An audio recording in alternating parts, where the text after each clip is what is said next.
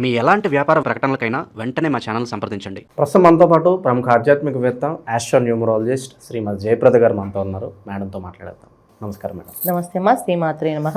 Madam, కర్కాటక రాశి వారు ఈ రాశిలో జన్మించిన వారి సహజసిద్ధ లక్షణాలు ఏ విధంగా ఉంటాయి? మనం ప్రతి నెల కూడా రాశి ఫలితాలు రెమెడీస్ చెప్తున్నాం.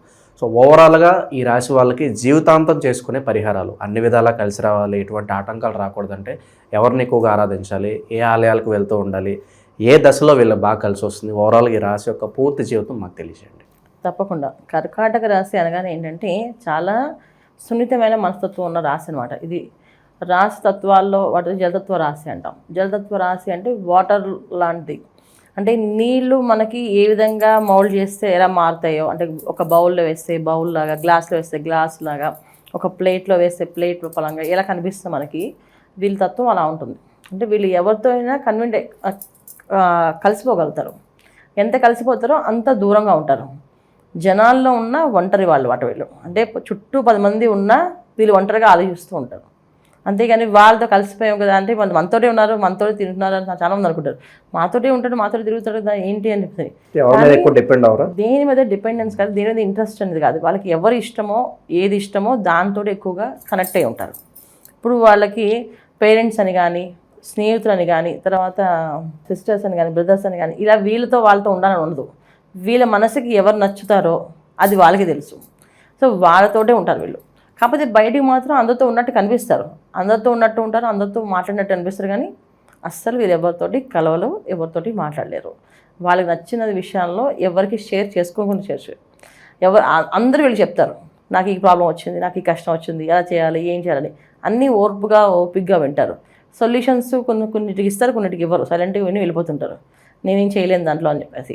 కానీ వీళ్ళ బాధ, వీళ్ళ కష్టం మాత్రం ఎవరితో షేర్ చేసుకోరు. ఎందుకు చేసుకోరు అంటే వాళ్ళకు ఒక రకమైన ఇన్ఫీరియారిటీ, ఒక భయము, ఆందోళన ఉంటుంది లోపల. చెప్పడం వల్ల వీళ్ళ వల్ల రేపు రోజున వీళ్ళు నన్ను ఆరుస్తారా, తీరుస్తారని ఒకటి అనుకోవచ్చు. రెండోది ఏంటంటే వీళ్ళు రేపు రోజు వీళ్ళు కూడా నన్ను ఏదో అనొచ్చు కదా ఈ విషయం తెలిసాక అని అనుకోవచ్చు. ఇలా 2 విధాలు మనం ఆలోచించవచ్చు. ఎందుకంటే వీళ్ళ విధానం అలా ఉంటుంది. ఎప్పుడు కూడా చాలా మంచివాళ్ళు, చాలా సున్నితంగా ఉంటారు. చాలా ఈ విషయాల మీద ఎక్కువగా అంటే ఎలా తీసుకోవచ్చు వీళ్ళని అంటే మనము ఒక చిన్నపిల్ల మనస్తత్వం తీసుకోవచ్చు. ఇప్పుడు చిన్నపిల్ల వారికి ఏం ఉండదు మనసులో, తనకి ఏది కావాలో అది ఇస్తే హ్యాపీ. అలా వీళ్ళకి ఏది కావాలో తెలిస్తే ఇస్తే హ్యాపీ. ఒక్కోసారి వాళ్ళకే తెలియకుండా ఉంటుంది. ఇదేంటంటే డిపెండెన్స్ జాతకం బట్టి. అంటే ఇప్పుడు లగ్నం వేరే అయినా సరే, గ్రహస్థితి అనుకూలంగా లేకపోయినా వీళ్ళకి, అంటే దశలు బాగాలేకపోయినా వీళ్ళకి కర్కాటక రాశి వాళ్ళకి ద్వితీయ స్థానం రవిస్థానం అవుతుంది. అందువల్ల ఏంటంటే అది సింహరాశి అవుతుంది. సింహరాశి వాళ్ళంటే ప్రతి విషయాన్ని ఇప్పుడు సింహం అనుకుంటే మనం ఎలా అనుకుంటాం, అది వెళ్ళి వేటాడదు, దానికి ఆకలి వేసినప్పుడు మాత్రం వెళ్ళి తిని వస్తుంది అంతే. రోజు వెళ్ళాలి, నాకు ఇదే వర్క్ పెట్టుకొని ఇదే ఉద్యోగం చేయాలని ఉండదు. అలాగా వీళ్ళకి ఉండే ఎదుటి వాళ్ళు కొన్ని వీళ్ళకి ఎలా ఉంటారంటే నువ్వు ఖచ్చితంగా చేయాలి, నీకు ఈ రూల్స్ ఉన్నాయి, నీకు ఈ రెగ్యులేషన్స్ ఉన్నాయి అని చెప్పరు. సో వీళ్ళు ఏంటంటే వాళ్ళు నచ్చినట్టు వాళ్ళు చేసుకుంటూ వెళ్ళిపోతుంటారు. ఎవరిని అడగరు. అడిగితే మళ్ళీ వాళ్ళు ఏం చేస్తారో, ఎలా అంటారో అని చెప్పేసి అని. నచ్చితే మాత్రం ఎలా ఉంటారు అంటే వీళ్ళంత బెస్ట్ ఫ్రెండ్స్ ఇంకెవరు ఉండరేమో అనిపిస్తుంది, వీళ్ళంత ప్రేమగా ఇంకెవరు చూసుకోరేమో అనిపిస్తుంది, వీళ్ళు చూసుకునే విధానంతో పాటు ఇంకెవరు ఉండరేమో అంత బాగా లైక్ చేస్తారు. అంటే ఇష్టపడితే వాళ్ళని వీళ్ళతో అలా ఉంటారు. అలాగే వీళ్ళకి వాళ్ళు నచ్చినా, వాళ్ళకి వీళ్ళు నచ్చినా ఇద్దరు అసలు ఎప్పటికీ ఇంకా విడదీని బంధం ఉండిపోతుంది. అలాగని గ్యారంటీగా వారంటీలు ఉండవు వీళ్ళకి. ఎందుకంటే ఎప్పుడైనా మానసికంగా ఏదైనా మాట అంటే తొందరగా బాధపడిపోయి బయటికి చెప్పకుండా మనసు దాచేసుకుంటారు. లేదా కొంతమంది ఏంటంటే చాలా కోపావేశాలు చూపిస్తారు బయటికి, నాకు నచ్చలేదు నేను రాను అని చెప్పి వాళ్ళ మొహమే చెప్తారు. కొంతమంది ఏంటంటే డోర్ వేసుకుని లోపలే ఉంటారు, అస్సలు బయటికి రారు, ఎవరితోటి మాట్లాడరు. బయటకు వచ్చి ఎన్నిసార్లు పిలిచి ఎన్నిసార్లు లాగినా మళ్ళీ వచ్చి అని చెప్పి మళ్ళీ లోపలికి కూర్చుంటారు. ఎందుకు కూర్చుంటారో, ఏం చేస్తున్నారో అనేది ఎవరికి చెప్పకుండా ఉంటారు. ఇది ఒకటి. ఇది కర్కాటక రాశి వాళ్ళ లక్షణాలు సహజంగా. ఎందుకంటే ఈ రాశిలో ఉండే లక్షణాలు మనం చెప్పుకోవాల్సింది. తర్వాత రెండోది ఏంటంటే నక్షత్రాల వైజ్గా చూసుకుంటే పునర్వసు 4వ పాదం ఉంటుంది ఇందులో. తర్వాత ఆశ్లేష 4 పాదాలు ఉంటాయి, పుష్యమి 4 పాదాలు ఉంటాయి. ఈ పుష్యమి, ఆశ్లేష అనేది డిఫరెంట్ కేటగిరీస్, పునర్వసు ఒక డిఫరెంట్ కేటగిరీ. ఎందుకంటే 3 తత్వ జలతత్వ రాశి అయినా సరే 3 లక్షణాలు వేరే ఉంటాయి.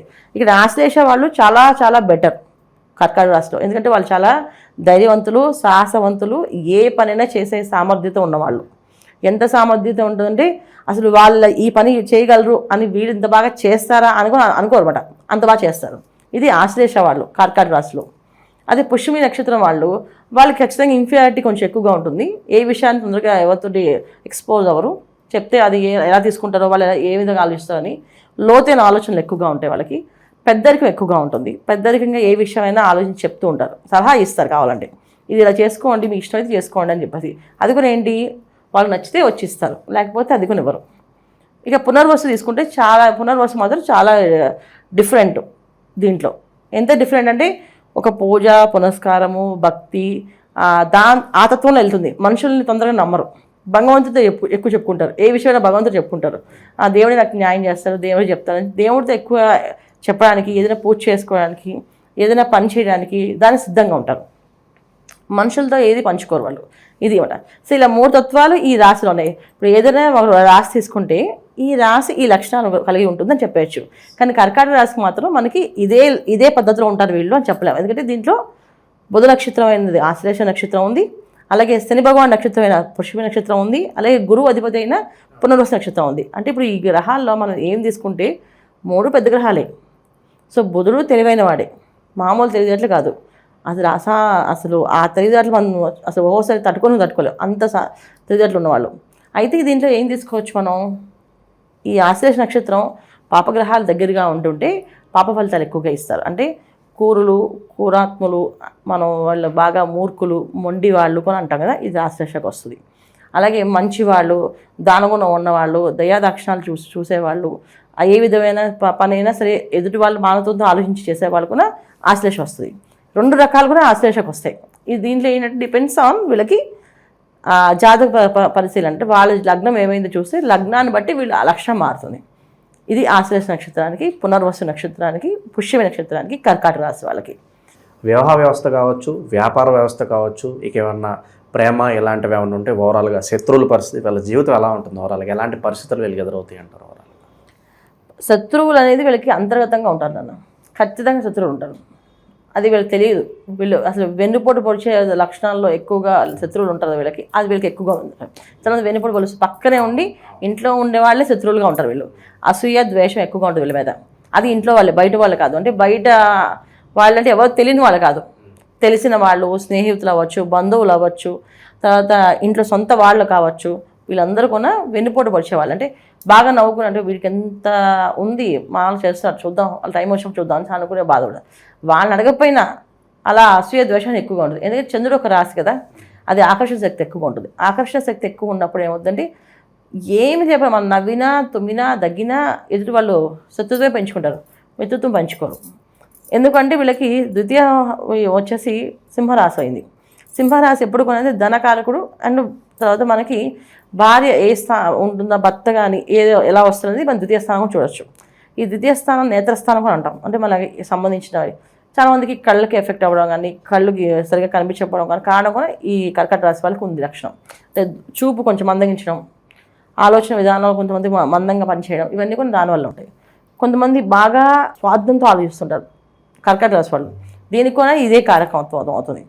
సో ఇది అన్నిటికీ లక్షణాలు ఏమిటంటే మనం ఇది ఇలాగని చెప్పలేము. కర్కాటక రాశి వాళ్ళకి మాత్రం వీళ్ళు పర్సనల్ జాతకం చూపించుకోవాలి. వీళ్ళ జాతకం చూపించి వీళ్ళ జీవితాంతం ఏమి చేసుకోవాలనేది చెప్పాలి. దాన్ని బట్టి మనం వివరంగా చెప్తేనే వాళ్ళకి అర్థమవుతుంది తప్ప మనం ఇది ఇప్పుడు రాశి లక్షణాలు ఇలా ఉంటాయండి చూసేసుకోండి అంటే పాపం వాళ్ళు తీసుకోలేరు. ఎందుకంటే ఈ కర్కాటక రాశి నక్షత్రాలు వీరిగా ఉంటాయి, రాశి లక్షణాలు వీరిగా ఉంటాయి. ద్వితీయ స్థానం మళ్ళీ చతుర్థ స్థానం వాళ్ళకి శుక్రుడు అయింది, తులారాశి అయింది. తులారాశి చతుర్థ స్థానం అయింది కనుక కొన్ని విషయాల్లో వీళ్ళు వాళ్ళు చదువుల్లో కానీ, రాణింపు కానీ, గుర్తింపు కానీ, మీరు అన్నట్టుగా వ్యాపార అభివృద్ధి కానీ, ఇవన్నీ కూడా మనం చతుర్థ స్థానాన్ని పంచమ స్థానాన్ని చూస్తాం. దీంట్లో కొంచెం అగ్రెసివ్గా నిర్ణయాలు తీసుకోవడం, లాస్ అవ్వడము, మోసపోవడము, తర్వాత నమ్మిన వాళ్ళే మోసం చేయడము, తర్వాత కొంతమంది ఉద్యోగం లేకపోవడము, ఉద్యోగం ఉన్న ఉద్యోగాన్ని అది రకంగా పట్టుకుని అలాగా దాన్నే పట్టుకుని వేలాడడము, మానేస్తే మనకి ఉద్యోగం దొరుకుతుందో అనుకోవడం, ఇలాంటి చాలా చాలా విషయాలు కర్కాటక రాశిలో ఉంటాయన్నమాట. సో కర్కాటక రాశి అనగానే మనకి ఒక పెద్ద సబ్జెక్ట్, అది ఖచ్చితంగా దాన్ని పర్సనల్గా అనాలిసిస్ చేయాల్సిందే.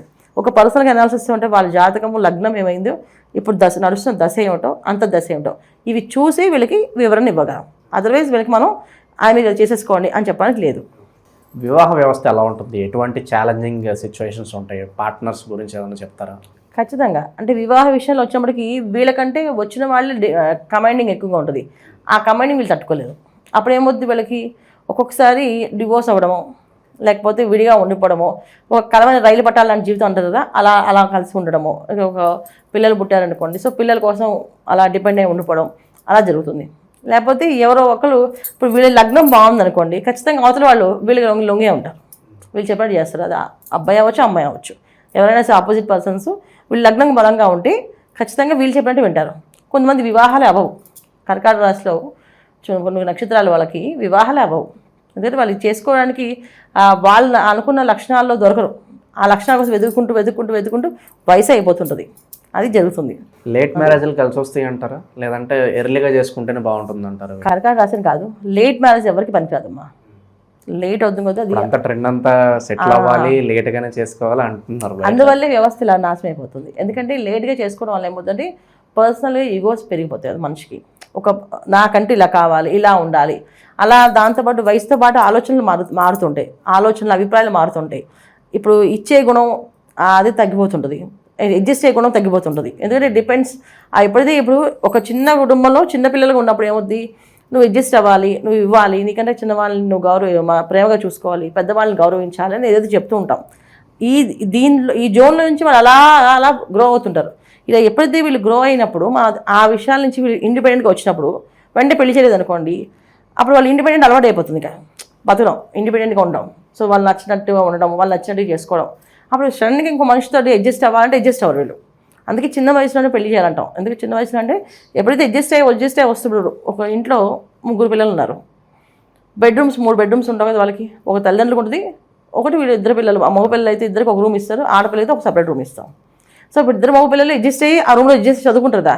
ఈ అడ్జస్ట్మెంట్ మెంటాలిటీ అలవాటు ఉన్న వాళ్ళకి పెళ్లి చేసేయాలి అంటే, అప్పుడు ఆ అడ్జస్ట్మెంట్ అలా కంటిన్యూ అవుతుంది.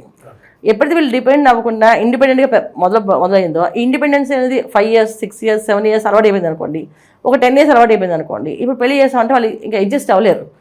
నా రూమ్ నాకు ఇలా ఉండాలి, నాకు ఇలా కావాలంటే అవతల వాళ్ళకి అది వయసు కదా, వాళ్ళకి అలాగే అనుకుంటారు, నాకు ఇలా ఉండాలి, ఇలా చేయాలనేసి. ఇప్పుడు డివోర్స్ అవ్వడానికి కారణం ఏంటంటే ఈ అడ్జస్ట్మెంట్ నుంచి ఇండిపెండెంట్గా రావడం వల్ల. అది మెయిన్ ప్రాబ్లం. ఇక ఓవరాల్గా గ్రహాలతో సంబంధం లేకుండా జీవితం మొత్తం వీళ్ళు ఎటువంటి పరిహారాలు చేసుకుంటే అన్ని విధాలా మంచి జరగడానికి ఆస్కారం ఉంటుందంటారు వీళ్ళకి? తప్పకుండా కర్కాటక రాశి వాళ్ళు ఎప్పుడూ ఏంటంటే చాలా భయస్తులు, బయటికి కనిపించేంత భయస్తులు వీళ్ళు. చాలా ధైర్యవంతులు, మేము గొప్పవాళ్ళం, నాకు అలాంటి భయాలు ఏం లేవని చెప్తారు కానీ అది కాదు. ఖచ్చితంగా భయస్తులు. ఎప్పుడు ఏదో ఒక ఆందోళన మనసుని వెళ్ళి వెంటాడుతుంటుంది. ఏదో ఇది చేస్తే అది చేస్తే ఇది జరుగుతుంది. కొంతమంది ఏమిటో ఇది పాపం అయిపోతుందేమో, ఇది నాకు పుణ్యం రాదేమో, ఇది పాపంగా మారుతుందేమో అనుకుని ఇది కూడా భయం కింద వస్తుంది. భయము అంటే మనం ఏదో ఎదురువాళ్ళు చూసి భయపడమే కాదు, మనం చేసే పనుల్లో, మనం చేసే వర్క్లో, మనం చేసే వ్యాపారాల్లో, వీటిల్లో కూడా ఏదైనా అవకతవకలు ఉంటే ఖచ్చితంగా జరుగుతుంది. ముందుకు వెళ్ళలేరు. ఇదేదో భయం ఆందోళన అనేది ఎక్కువగా ఉంటుంది. దీనికి వీళ్ళు కావాల్సిన ధైర్యం ఏంటంటే ఎప్పుడూ వీళ్ళు శ్రీ రామచంద్రుడిది రామరక్ష స్తోత్రం ఉంటుంది, ఇది ఎక్కువ పారాయణ చేయాలి. ఎక్కువ ఎంత పారాయణ చేస్తే అంత ధైర్యం పెరుగుతుంది. సో అంత ధర్మంగా బతకడానికి అవకాశం ఉంటుంది. ఏ విషయమైనా చేసినప్పుడు ఒక క్లారిఫికేషన్ ఉంటుంది. సో రామరక్ష స్తోత్రం చదవడం రోజు నిత్యము, ప్రతి సోమవారము చక్కగా అమ్మవారికి శివాలయానికి వెళ్ళి అమ్మవారికి కాస్త పసుపు కుంకాలు ఇచ్చి ప్రదక్షిణాలు చేయడము, అలాగే శివాలయంలో అభిషేకం చేయించుకోవడం. ఇది ప్రతి వారం ప్రతి సోమవారం ఖచ్చితంగా వెళ్ళాలి. అమ్మవారిని అయ్యవారిని ఇద్దరు దర్శించుకోవాలి. అమ్మవారిని పూజించడం వల్ల ఏంటంటే మనకున్న శత్రువు నాశనం అవుతుంది. అయ్యవారిని దర్శించడం వల్ల అంటే ధైర్యం వస్తుంది, ఏ పని ఎప్పుడు ఎలా చేయాలనేది ఆలోచన పెరుగుతుంది. అందుకే అయ్యవారిని ఖచ్చితంగా అమ్మవారిని అయ్యవారిని సోమవారం పాటు వీళ్ళు దర్శనం చేసుకుంటూ ఉండాలి. వీళ్ళు శ్రీశైల క్షేత్రాన్ని ఎక్కువ దర్శనం చేసుకోవాలి. ఎవ్రీ ఇయర్ శ్రీశైల క్షేత్రానికి వెళ్ళి దర్శనం చేసుకుంటే అన్ని విధాల అన్ని పనులు జరుగుతాయి వీళ్ళకి. ఇంకా వీళ్ళకి కర్కాటక రాశి వాళ్ళకి మాకు కాదండి, మాకు ఇలా కావాలి తెలుసుకోవాలనుకుంటే పర్సనల్గా నన్ను కలవాలి. ఎందుకంటే వీళ్ళకి డేట్ ఆఫ్ బర్త్ కాంబినేషన్స్ ప్రకారంగా కొంతమందికి ఏంటంటే మనం ఎలా చూస్తాను అంటే నేను డేట్ ఆఫ్ బర్త్ చూస్తాను. ఇప్పుడు కలియుగం, మనకి ఈ కలియుగంలో జాతకం పరిశీలన ఎంత అవసరమో అలాగే డేట్ ఆఫ్ బర్త్ కాంబినేషన్ అంత అవసరం. పుట్టిన తేదీ, మంత్, ఇయర్ కలిపితే ఒక నెంబర్ వస్తుంది, అది బర్త్ నెంబర్, డెస్టినీ నెంబర్. ఈ బర్త్ నెంబర్కి డెస్టినీ నెంబర్కి ఇప్పుడు కర్కాటక రాశి లగ్నము 2 మ్యాచ్ అయ్యలేదా, అలాగే దశ అంతర్దశ మ్యాచ్ అయింది లేదా, ఇవి కూడా చూడాలి. ఇవన్నీ చూసినప్పుడే వాళ్ళకి కరెక్ట్ ప్రిడిక్షన్స్ మనం ఇవ్వగలం. ఇది మీరు చేసుకోండి లైఫ్ లాంగ్, మీకు వ్యాపారం బాగా కలిసి వస్తుంది, లేదా ఉద్యోగం బాగా కలిసి వస్తుంది, లేదా వివాహం చేసుకుంటే ఖచ్చితంగా ఇటువంటి పరిహారాలు పాటించాలి అని వివరణ ఇస్తామట. దానివల్ల ఏంటంటే వాళ్ళకి లైఫ్ హ్యాపీగా ముందుకెళ్తుంది. అంటే ఒక క్లారిటీ ఉంటుంది వీళ్ళకి. లేకపోతే వాళ్ళకి క్లారిటీ ఎవరు అడగాలో తెలియదు, ఏం చేయాలో తెలియదు, జనరల్గా కర్కాటక రాశి వాళ్ళకి ఎప్పుడు కూడా కన్ఫ్యూజ్ ఉంటుంది. ఆ కన్ఫ్యూజ్ నుంచి బయటికి వచ్చే అవకాశం మనం చెప్పగలుగుతాం అన్నమాట. ఇది చేయాలి.